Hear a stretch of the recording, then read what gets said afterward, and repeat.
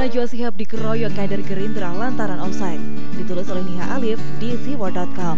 Halo, assalamualaikum. Jumpa lagi dengan suara Nina di channel Redaksi TV. Siapa tak kenal presenter Najwa Shihab atau yang akrab dipanggil Nana? Baru-baru ini dia sukses menjadi primadona oposisi karena dianggap menampar presiden. Kini lewat media narasi TV miliknya, Najwa hendak menunjukkan keperkasaannya dengan membuli DPR. Ironisnya ia kini dikeroyok partai yang kerap mengkritik pemerintah. Najwa dibuat terkeok-keok sebagai karma telah mempermalukan kepala negara beserta lembaga legislatif. Berikut kutipan pernyataannya yang dirangkum dengan judul Catatan Najwa di website Narasi TV. Di tengah pandemi seperti sekarang, anggota DPR justru bersemangat membahas sejumlah RUU kontroversial dibanding fokus dengan strategi melawan corona. Tindak tanduk mereka di tengah wabah pun tak luput jadi sorotan.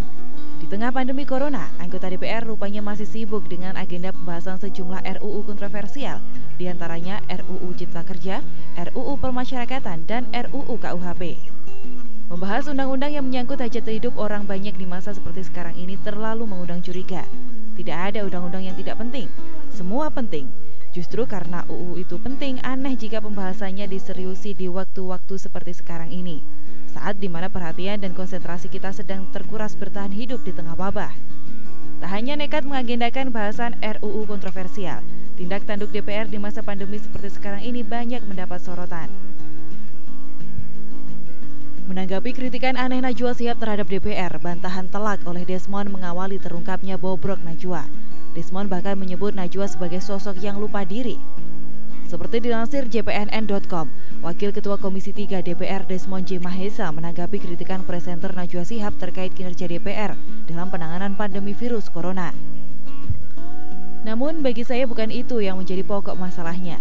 Kritik yang disampaikan terkesan hanya berdasarkan asumsi dan rekaan belaka, seolah-olah muncul dari sosok publik figur yang sedang lupa tentang siapa dirinya. Mungkin karena terlena dengan banyaknya sanjungan dan pujian yang diterima, ujar Desmond dalam pesan tertulisnya Minggu 3 Mei 2020.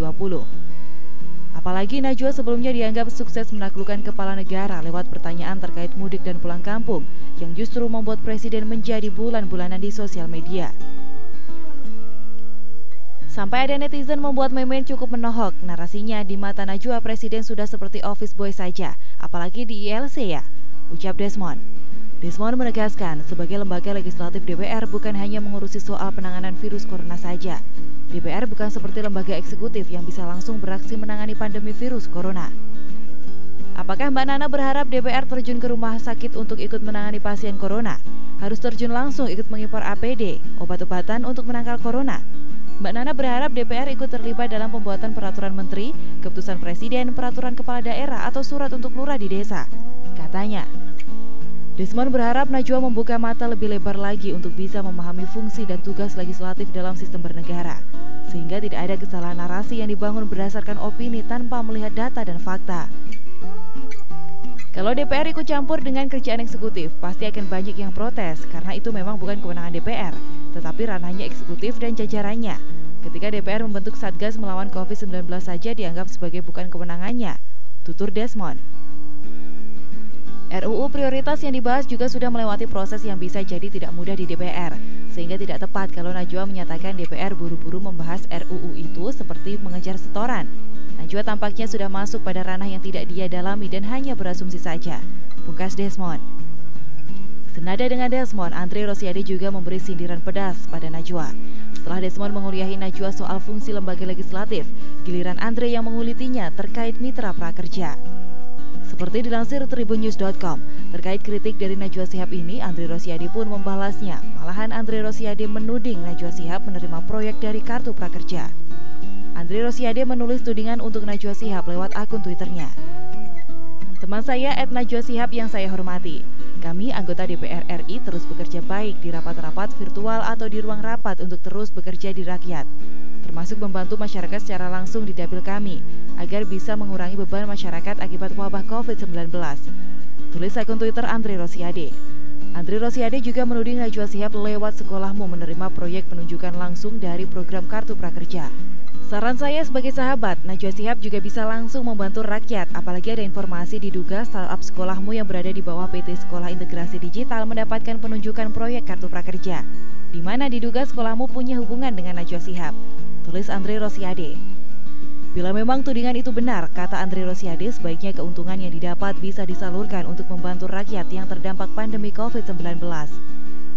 Seandainya dugaan ini benar bahwa sekolahmu mendapatkan penunjukan langsung proyek Kartu Prakerja, tentu keuntungannya bisa dipakai membantu masyarakat yang terdampak wabah COVID-19. Apalagi proyek ini ada karena adanya wabah pandemi COVID-19, tulis Andre Rosiade.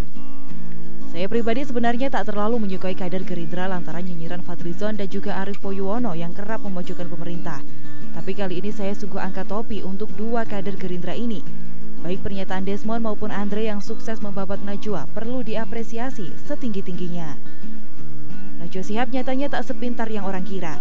Setelah gagal memahami perbedaan mudik dan pulang kampung, kini ia gagal paham fungsi DPR. Ataukah Najwa sebenarnya tahu tapi pura-pura tidak tahu seperti yang dilakukan junjungannya sebagai DKI 1? Kalau iya berarti ada kepentingan besar di belakangnya. Sebagian netizen malah menghubungkan narasi TV miliknya yang bekerja sama dengan salah satu pengembang reklamai Intiland. Kita lihat saja ke depan apakah bangkai busuk di dalam tubuh Najwa perlahan terbuka semua. Nyatanya ia sendiri menjadi mitra prakerja yang ikut ex-staf Jokowi rebutan uang triliunan rupiah. Masihkah kita melihat Najwa sebagai sosok pintar dan netral? Belakangan banyak fotonya tersebar saat bersama salah satu putra mahkota Cendana dan Lius Sungkarisma. Sampai-sampai kader Gerindra yang kerap nyinyir ke pemerintah kini membuat serangan ganas. Mungkin suatu saat Najwa akan menerima karmanya karena telah offside mempermalukan kepala negara.